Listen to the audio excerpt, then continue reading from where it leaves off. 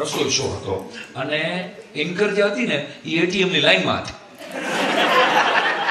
એની ભેગા જ એના પાડોશના એક બેન ને એ કુક તરીકે લઈ આવવાની હતી. આખો એપિસોડ બે જણા લાઈનમાં હતા. કોઈ વાતે લાઈન ખૂટે એમ હતી. બાપાએ ઘરે કહી દીધું પૈસા લીધા વગર આવતી નહીં. એટલે આને શું કર્યું, હવે પહોંચાય એમ નથી ટીવી ના સ્ટુડિયોમાં અમદાવાદમાં. એટલે એને મોબાઈલ સ્વિચ ઓફ કરી દીધો. ઓલી બેનને કીધું તારો મોબાઈલ સ્વિચ ઓફ કરી દે. બે મોબાઈલ સ્વિચ ઓફ. 3:30 વાગે લાઈવ જવાનો હતો એપિસોડ. 3:15 લગી આ કોઈ ન આવ્યું ને એટલે બુલેટિન પ્રોડ્યુસર ધંધે લાગ્યો. હવે શું કરવું સારું યાર, 3:30 છે. અને આ પછી 4 વાગે ક્રાઇમ વોચ નામનો એક પ્રોગ્રામ આવે છે, તમે બધા જોતા હો ખબર? ક્રાઇમ વોચમાં એક મૌલિક કરીને ઘરનો છોકરો છે, જણ અમારો જેતપુરનો આપણો, અને એ સરસ મજાનું બોલતો હોય. બધું એમાં તો બધું ખતરનાક જ વસ્તુ આવે બધી, એ કઈ સારી વાત જ ન હોય એમાં ક્યાંય. ક્રાઇમ વોચમાં 4 વાગે ક્રાઇમ વોચ એ બિચારો મેકઅપ કરતો હતો. સાહેબે કીધું ભાઈ તું છે ને રસોઈ શો કર નાખ. સાહેબ મારે બધું ગુનાખોરી ને બધું હત્યાઓ ને એ માથાકૂટ કરવા કે તું યાર એપિસોડ હાચવી લે, આ કેવી રીતે કરવું કામ સંસ્થાને બધું કીધું સાહેબ.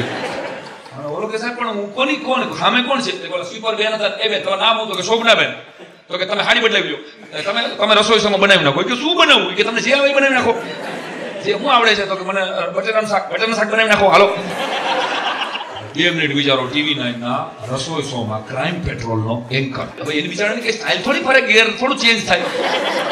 અને એને એની અદામાં ક્રાઇમ વોચની જેમ રસોઈ શોની એન્કરિંગ કર્યું. ખતરનાક એન્કરિંગ. રૂપિયા વિનાના રૂડા પ્રસંગમાં તમે લાઈફ ટાઈમ યાદ રાખશો.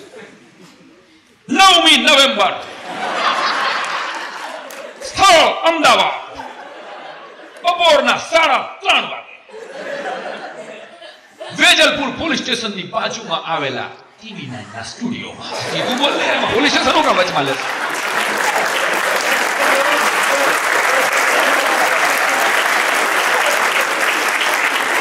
ક્રાઇમ વોચ વાળા, ક્રાઇમ પેટ્રોલ વાળા રાતનો કાઢે, ખબર છે ને?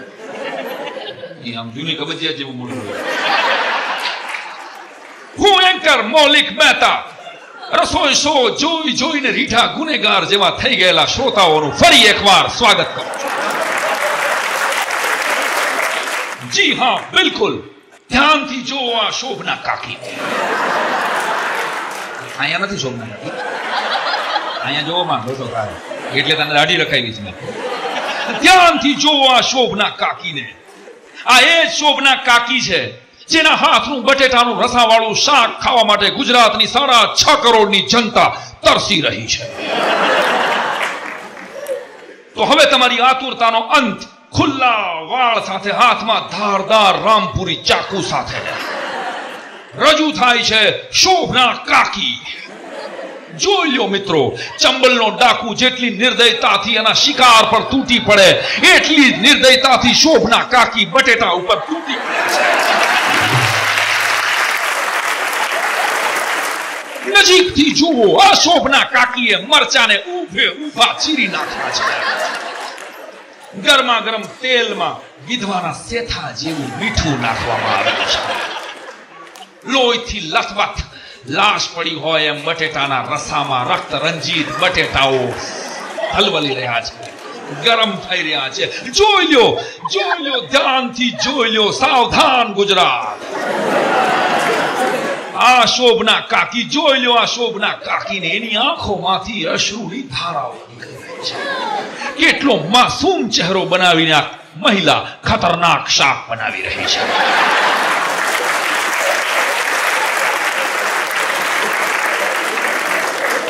અને શોભના કાકીના આંસુનું કારણ 4 ડુંગળીઓની નિર્મમ હત્યા છે.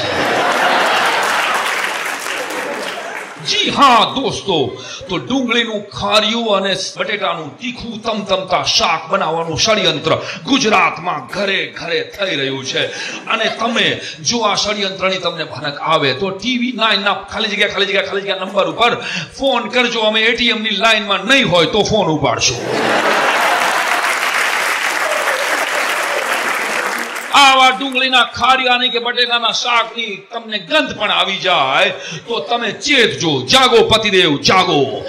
સાવધાન પતિદેવ, કારણ કે આ ડુંગળીનું ખારિયું અને બટેટાનું રસાવાળું શાક તમને એસિડિટી કરાવી શકે છે.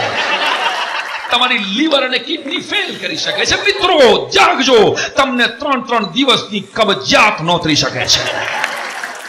જી હા, તો શોભના કાકીના આવા જ રસોડાના બીજા કરતૂતોનો પર્દાફાશ કરીશું એક નાનકડા વિરામ બાદ. ટીવી 9 જોતા રહો.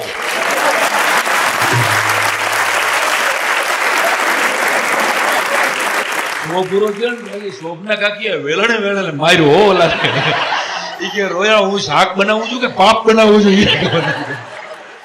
ઈ કે હવે હું કોઈ દી ઘીરે શાક બનાવું તો તારી દીકરી હોય કે કોઈ દી નહીં બનાવું સાહેબ. ટીવી નંદની વધાવો કે દુનિયાના 142 દેશમાં જગન્નાથની રથયાત્રા દ્વારા કહેવાનો અર્થ રજે રજના સમાચાર મારા તમારા સુધી ચેનલો પહોંચાડતી રહે છે. શું જોવું, કેટલું જોવું, કેવી રીતે જોવું એનો વિવેક તો આપણે